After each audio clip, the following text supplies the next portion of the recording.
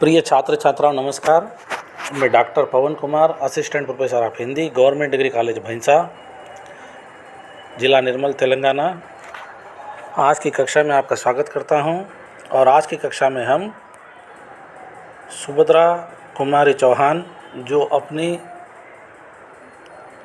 वीरता से भरी, राष्ट्रीयता से भरी रचनाओं के लिए जानी जाती है, उन पर चर्चा करेंगे। छायावादोत्तर अर्थात छायावाद के पश्चात राष्ट्रीय सांस्कृतिक काव्यधारा में स्वातंत्र्य कोकिला सुभद्रा कुमारी चौहान का काव्य युग धर्म से संबंध रहा, अर्थात उनकी कविताओं में किसी प्रकार की कल्पना, अभौतिकता हमको दिखाई नहीं देती। वे सीधे सरल शब्दों में राष्ट्र या राष्ट्रवाद की बात करती है। उनका जन्म सन 1904 ईस्वी में इलाहाबाद के निहालपुर मोहल्ले में हुआ। उनके पिता ठाकुर रामनाथ सिंह शिक्षा प्रेमी थे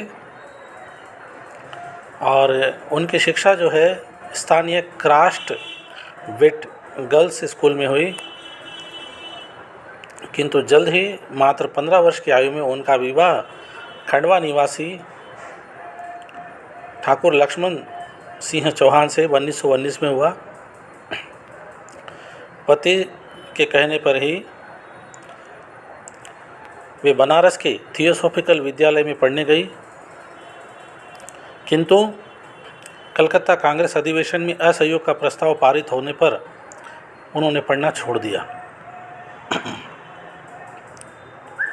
उनके पति ने भी, जो वकील थे, वकालत न करने का निश्चय लिया। वे माखनलाल चतुर्वेदी के साथ, और माखनलाल चतुर्वेदी, जिन्हें भारतीय आत्मा कहा जाता है, के साथ कर्मवीर पत्रिका के संपादन तथा असहयोग आंदोलन में सहयोग देने लगे। सुभद्रा जी भी राजनीतिक आंदोलनों में सक्रिय भाग लेने लगी और कई बार इसके लिए उन्हें कारावास भी भोगना पड़ा, अर्थात उन्हें जेल भी जाना पड़ा। वे मध्य प्रदेश विधानसभा की सदस्य भी रही। आज़ादी के या स्वतंत्रता के आंदोलन में उनके अमूल्य योगदान को देखते हुए उन्हें विधानसभा की सदस्यता दी गई। उनकी पुत्री सुधा का विवाह प्रेमचंद के पुत्र अमृत राय के साथ हुआ, जिन्होंने हंस पत्रिका का संपादन किया था। 20वीं शताब्दी में राष्ट्रीय कवि तो अनेक हुए, किंतु वीरत्वपूर्ण ओजस्वी रचनाएं इस अकेली कवित्री द्वारा लिखी गई। वीरों का कैसा हो वसंत बहुत ही ओज भरी वीरता के भाव को, राष्ट्र के भाव को जगाने वाली कविता है। वे लिखती है, भूषण अथवा कविचंद नहीं, बिजली भर दे वे छंद नहीं, है कलम बंदी स्वच्छंद नहीं, अब हमें बतावे कौन रहंत, वीरों का कैसा हो वसंत।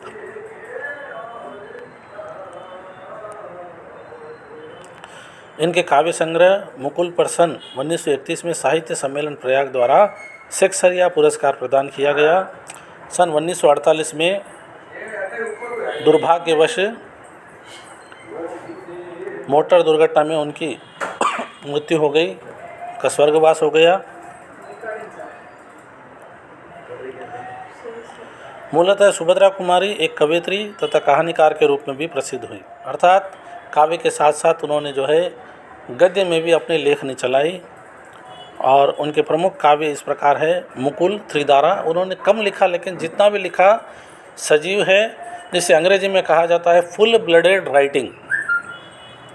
और उनके कहानी संग्रह देखिए, बिखरे मोती, उन्मादिनी, सीधे साधे चित्र, ये इनके काव्य संग्रह, कहानी संग्रह है।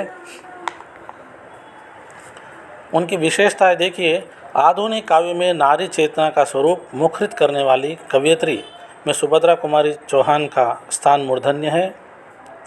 उनके काव्य में एक और नारी की सहज भावुकता तथा कोमलता के दर्शन होते हैं, तथा दूसरी ओर शक्त्रानियों का तेज भी झलकता है। इस प्रकार देश प्रेम और पारिवारिक प्रेम ही उनकी काव्य रचना का मुख्य विषय रहा। उनकी एक विशेषता है कि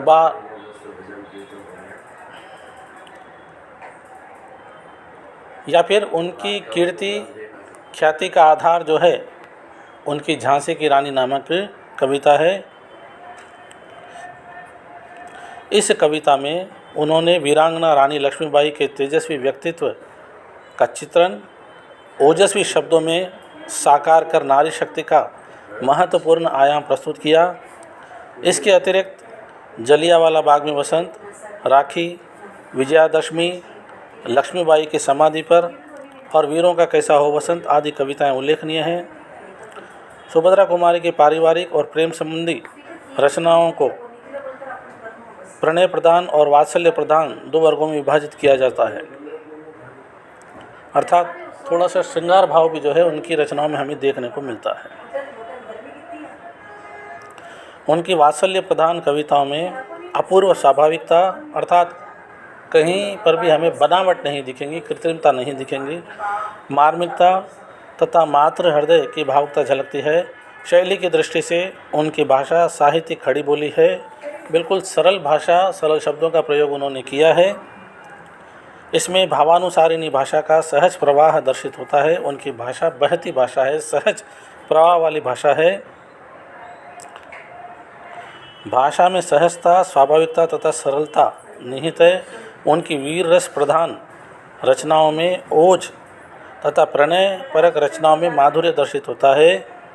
संक्षेप में राष्ट्रीय सांस्कृतिक काव्यधारा में सुभद्रा कुमारी चौहान ने वीर रस से ओतप्रोत रचनाओं के माध्यम से तत्कालीन नवयुवकों के हृदय में देशानुराग की चेतना भर दी।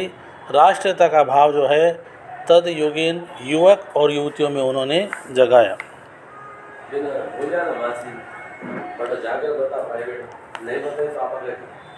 तो यहाँ पर जो है आज की कक्षा को हम समाप्त करते हैं। धन्यवाद।